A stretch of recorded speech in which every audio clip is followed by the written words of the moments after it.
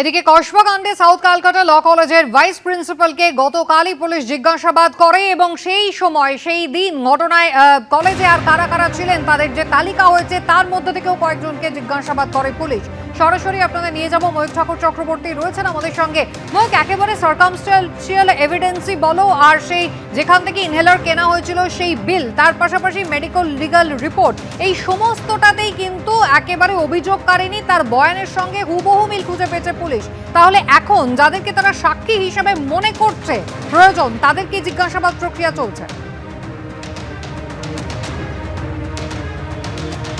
দেখো, প্রথমে যেটা জানাই যে কসবাকাণ্ডে সাউথ ক্যালকাটা ল কলেজের ভাইস প্রিন্সিপাল তাকে এবার জিজ্ঞাসাবাদ করলো স্পেশাল ইনভেস্টিগেশন টিম।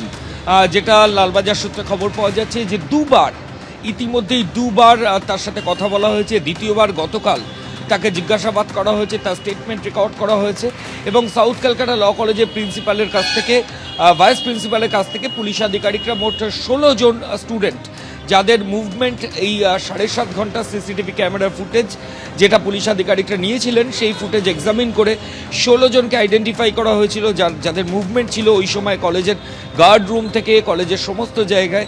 সেই 16 জন 3:30 থেকে রাত 10:50 মধ্যে ছিল কিনা সেটাও পুলিশ আধিকারিকরা দেখছেন। তবে কিছু লোকজনের মুভমেন্ট কিন্তু ইনিশিয়াল স্টেজে 3:30 পর থেকে কলেজের বিভিন্ন জায়গায় পাওয়া গেছিল।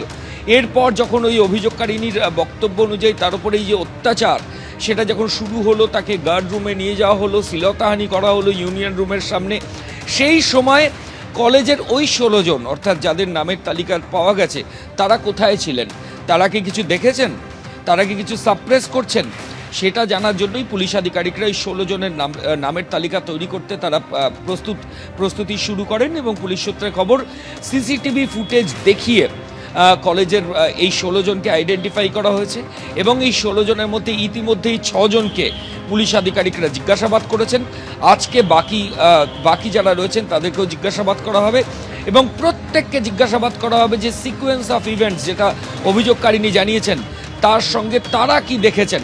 সিসিটিভি ফুটেজে অনেককে অনেক জায়গায় দেখতে পাওয়া যাচ্ছে, কিন্তু তারা কি উইটনেস করেছেন, উইটনেস করার পর তারা যদি কোনো ফাউল কিছু দেখে থাকেন যে অন্যায় কিছু মেয়েটার সঙ্গে হতে পারে, ওই অভিযোগকারিনীর সঙ্গে হতে পারে, তাহলে তারা তখন প্রতিবাদ করেননি কেন, বা তারা কি আদৌ কাউকে জানিয়েছিলেন।